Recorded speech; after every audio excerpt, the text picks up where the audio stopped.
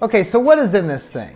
I hold in my hand an 8-page document that might be overwhelming to fully understand, especially if you don't do this every day. Hello, I'm Chris Bradford with Lifestyle Real Estate, and we are going to go over a purchase agreement for the state of Indiana, or what is more commonly known as an offer. Okay, so it's important that both buyers and sellers understand what's in this thing. I'm gonna highlight the most crucial parts, and it's also important to remember that when you do make or receive an offer, and you have your agent go over the finer points with you, this is not meant to be a comprehensive explanation. Instead, more of a highlight reel, okay? So let's get to the meat of this thing. All right, so here on the first page, it's gonna consist of the standard stuff, such as the property address and legal description, buyer's names and what's included in the sale, or better yet, fixtures or inclusions. A fixture is anything physically attached to the property, such as cabinets, light, fixtures, etc. An inclusion is anything extra, such as a washer and dryer. It's important not to put anything here that can be deemed personal property, because that can mess up an appraisal. Any personal property can be put into a separate addendum attached to this offer. Next up is a section about propane tanks. If there's a propane tank on the property, then we state right here whether or not the purchase includes the gas in that tank, or whether the buyer will pay for the actual gas in it, which will be measured prior to closing by the servicer of that gas and then charged to the buyer at market price. So next, section C, how much is being offered? What's the proposed sale price? Remember, this is contingent upon an appraisal, even if it's a cash offer. And if an appraiser is hired and they do not appraise it for the agreed upon sales price, then negotiations can open right back up, and the deal can rightfully be terminated, or the buyer can come up with the extra cash, or the seller can reduce the price, or we could appeal the appraisal and push the lender to either have a second appraisal done, or the buyer could go with a different lender to get a second appraisal. Let's just hope it appraises, okay? Side note, a great way to prep to avoid this is by having your agent meet with the appraiser at the house and provide them with a list of favorable comps and a list of any recent improvements done to the house. Appraisers are often busy and appreciate the help.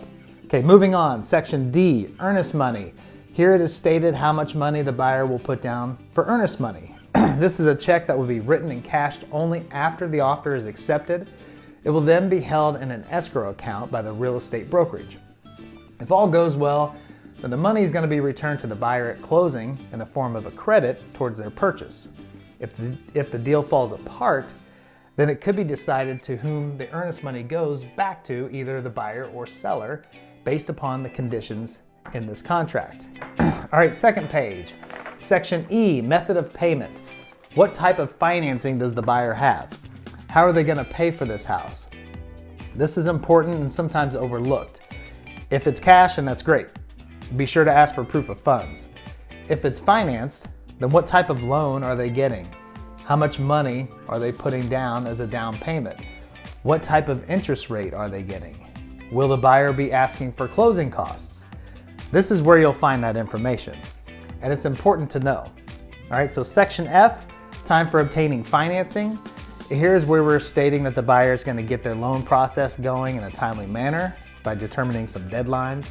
Section G, closing date. This section talks about when the buyer plans on closing the transaction. Make sure that it's achievable and you're sure you aren't agreeing to a date that you haven't or that you don't have available. You can always close early if all parties agree, but if it runs past the specified date, then we'll have to have amendments written up to extend that date, which all parties are going to need to agree and sign to. So fee. This is a title company fee. Depending on where we are closing it, it could range from $200 to $400. Here we're going to check off whether the cost will be incurred by the buyer, seller, or shared equally. Standard in our area is to share this, but it is negotiable. All right, so this fee will be charged at the time of closing. Contingency. This section is also important, as they all are, but pay attention here because stating whether or not the buyer has a house that they have to sell first in order to buy this one. If the buyer has a house to sell, then they will include the address, whether or not it has a current pending offer. If it does not have a pending offer and they need to sell a home before they can buy this house, then this offer is what we call a first right contingency offer or a limited purchase contingency, which we won't get into here. If you want more information on a first right offer, then I've made another video to discuss that, so check it out. If the buyer does not have to sell a house, then that's one less hurdle to jump over. If they do, then make sure that your agent goes over all the pros and cons. Okay, wire fraud. You'll see this during almost every step of the transaction.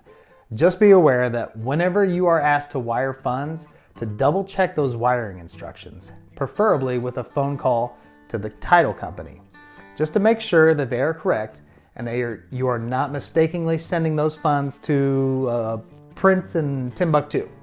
Okay, Section H, possession. We're on page 3. This section discusses when the buyer will be taking possession. If you're a seller and you need time after closing to move out, make sure it's addressed here. Section I, survey. In most cases, typically in a standard neighborhood setting, the survey is waived. If this is a rural property and the buyer wants a survey done before closing, then it would be addressed here. This is negotiable. Buyer can pay for it or seller. It's all discussed here. Section J, flood area. If the property is in a floodplain and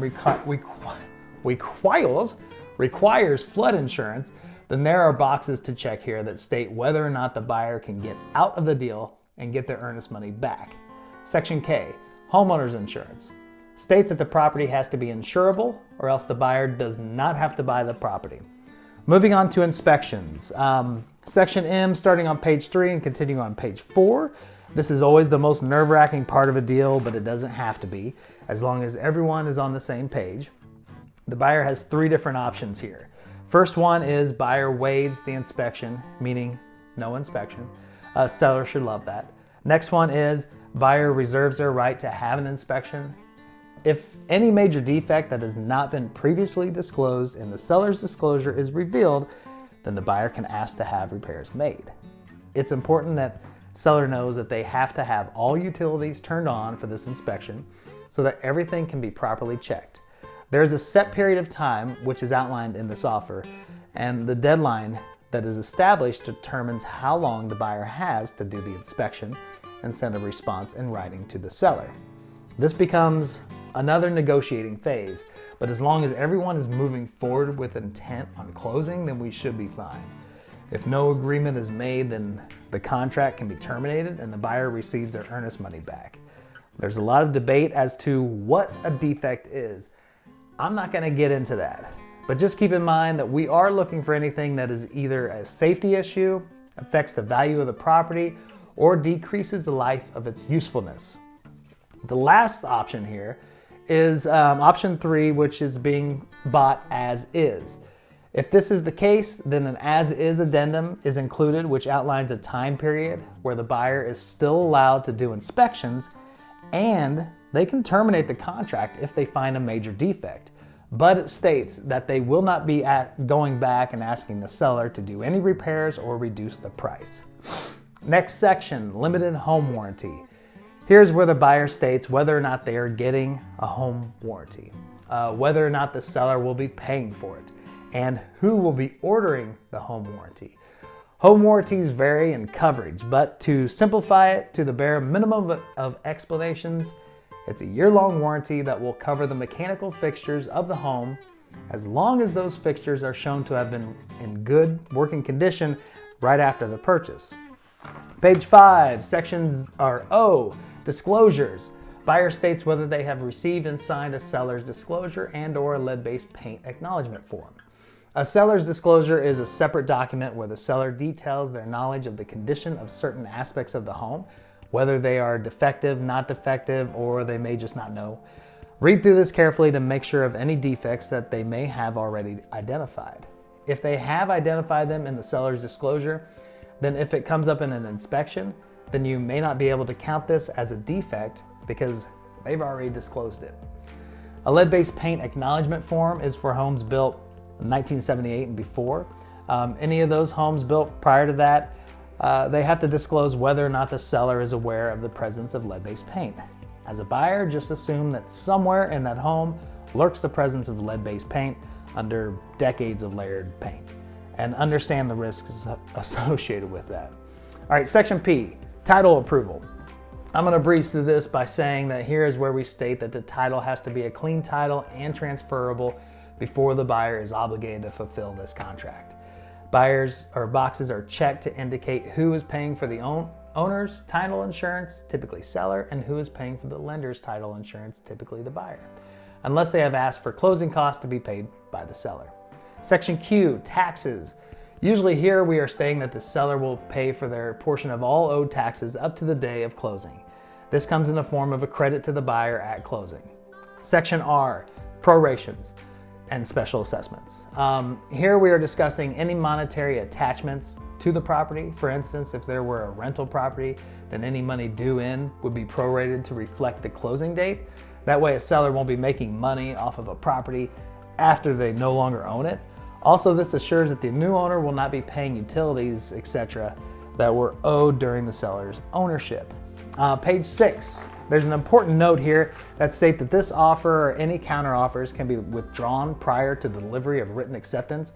So if you wake up in the middle of the night screaming and you realize you've made a terrible decision, as long as the offer you made has not been accepted yet in writing, then you can call your agent and tell them to rescind or withdraw your offer.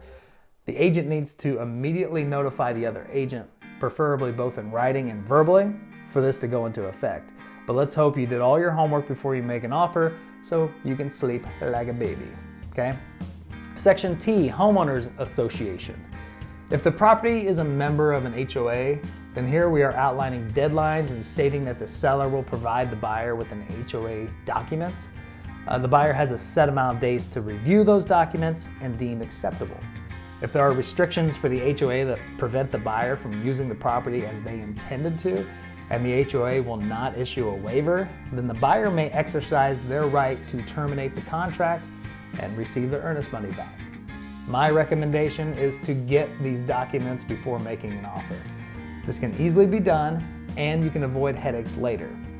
A very important disclaimer written here in bold is that the buyer acknowledges that in every neighborhood there are conditions that they may not like. All right? That is not grounds to terminate this contract. So if the offer is accepted and the buyer discovers that they don't like their neighbor, then that doesn't mean you can back out. So do your homework. Moving down to additional provisions. So section V, here's where we discuss all the extra disclosures, advisories, notifications, disclaimers, etc. They're stuffed in here. Important things to note are websites that you can check if you have concerns about sex offenders or whether or not the house was used to cook meth. Also, this section outlines that the buyer has been advised to seek counsel of other professionals such as contractors, inspectors, yada, yada, yada. Page 7, line W, further conditions.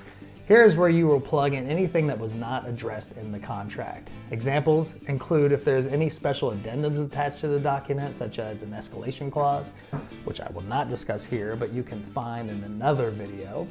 Or maybe there was some personal property that you wanted included. That should be on a separate document, but you would refer to that document here. Line X, consult your advisors. That's self-explanatory. Buyer has been advised to talk to an attorney or a tax consultant if they have legal or tax questions, etc. Line Y, limited agency. If the agent representing the seller is also representing the buyer, then they need to indicate that relationship here and outline to both parties what parameters that puts on the situation. There's also a separate document that describes that in more detail that both parties have to sign. Section Z, expiration of the offer. Here the buyer puts a deadline for the seller to make up their mind.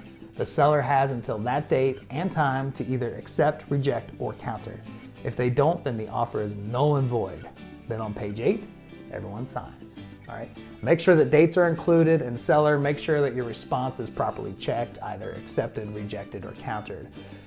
And that's it. All right, you've just gone through a purchase agreement for Indiana. Now remember, this is not a comprehensive breakdown of the entire agreement. And if you have any questions about verbiage, deadlines, or lines that I omitted, please contact me and I will better explain. If you would like a PDF version of this document, then contact me at 765-714-2550 or email me at chrisbradford76@gmail.com and I will send you one. But now you should be a little more educated on this document. And if you are making or receiving an offer, then good luck. All right, thanks for watching. and check out my other videos on real estate tips. And as always, remember to love your lifestyle. Thanks.